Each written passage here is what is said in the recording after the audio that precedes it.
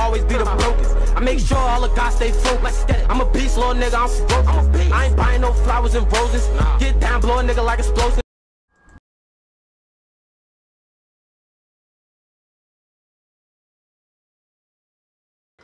Hey, what's going on, man? Your man OG. Alright, so people want to know about jump shot timing.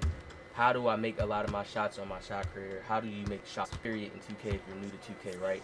So, this shot right here is a very, very clean shot. Base 81.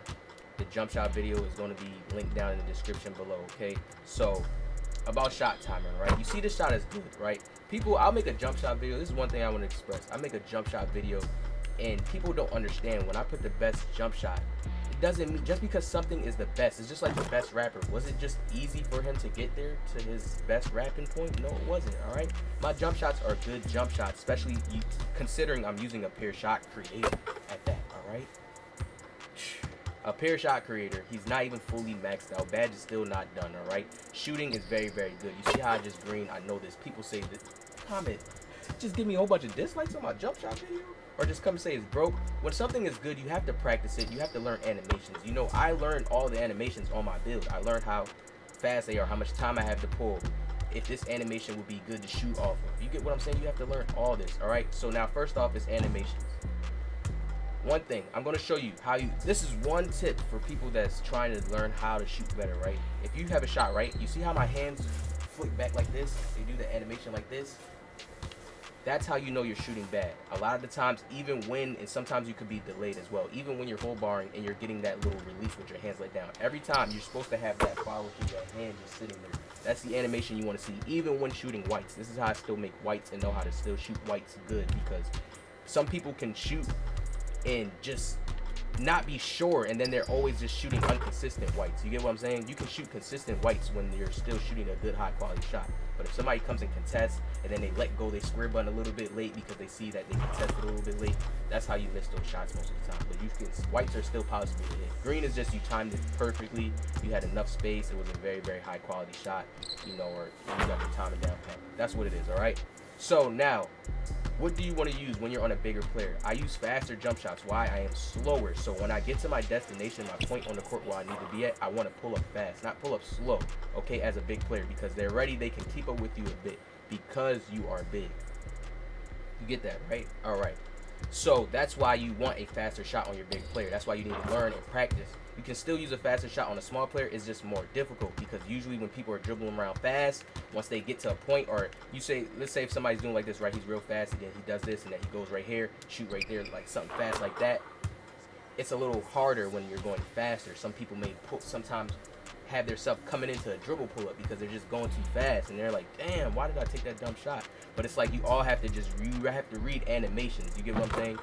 There's certain ways that you can cancel out of animations still in 2K, period. You know, when you do certain moves, when you do certain behind the backs, when you come up, when you do a snatch back and then you shoot. It's a certain animation timing on every animation to get the perfect type of release. And then you have to make sure you're positioning yourself correct on the court. So this is why I tell people, like, with shooting, most of the time, it be like, it don't even be the fact that the jump shot is bad. People just don't know how to create for themselves. And then when they shoot a shot that's wide open and they miss because they're not even in the groove, because they don't even know how to compare. They don't even know how to get themselves in the groove first and get hot in 2K. So you can't even really test anything out. You know, they'll get to the point where they shoot a wide open shot and then miss with the jump shot. You never know. You could have lagged. You could have did anything. You don't know how your connection is. You just say it's bad. You get what I'm saying? Then keep scrambling around till they find something that's just working for that day. Then they get like, man, this shit not working no more, this shit's broke. But in all reality, it's just a person's game is off. You don't really have to switch your jump shot too much. You don't have to really do too much. You just have to know. Why would I say use a faster jump shot on a smaller shot creator? And that biggest reason is that when you are smaller, you can move around, or fast, or play sharp, whatever. You can move around fast. So once you get to a point fast, you can just pull up really, you can have a slow jump shot because you can break enough ankles to create space. So if you're that type of breaking ankles type of player, and you know you could get snatchbacks and shit like that, then you could just use a slow jump shot because you'll have enough time to slowly time it while he's already broke, so he can't even come contest. So then you'll be good at that point. All right, so that's the difference. But using a small jump shot on a smaller player, I mean a fast jump shot, it's a small jump shot, a fast jump shot on a smaller player is very, very lethal as well if you learn how to time it. people have to understand it's all about animation. When you're using a fast jump shot off a dribble move, you just gotta remember my timing on this shot is a little faster. I still gotta hold it a little bit. You see how I got it late on that release right there, dribbling that? I'll pay attention to that and be like, okay, I gotta release it and hold it on a little longer. But I told y'all, when your hands are flicking and coming back, you're not releasing it. You're releasing it a little bit late, okay? So then you just regain into it every time I try to shoot a little lighter to get back into my shot.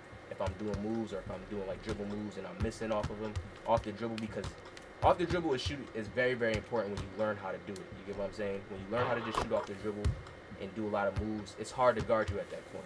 And you have many options to choose from and pick from while on the court creating space, okay? So I hope y'all understand what I'm trying to say. I don't want to lose nobody in this video. I go very, very detailed when I do my tip videos. It's not like regular stuff because it's easier ways to help people see the things they're doing wrong. You get what I'm saying? With 2K. A lot of people don't end up just not seeing it and just end up not being able to be good in it. Some people see it subconsciously. Now when I say subconsciously, it meaning like they just understand what it is, alright? Some people have to understand detail so they can see it a little bit better and get it a little bit more supreme and better at it, you know? People always say, how do I do a lot of stuff with my player? I'm telling y'all how it is. I go really, really in detail about when I play, okay? And I don't even go as hard as I really could be going to just really get my player too crazy. And that's only because I was taking a little break on the grind. But now I'm back just into my court, practicing all my animations on my player, learning what he could do, you know, get what I'm saying? All on the court at what speed. That's what everybody should be doing. Take time in your my court to learn moves, you know, take time to practice things. I do a lot of random things, but I take time to practice all of it in my court and get my man right. All right, man, OG.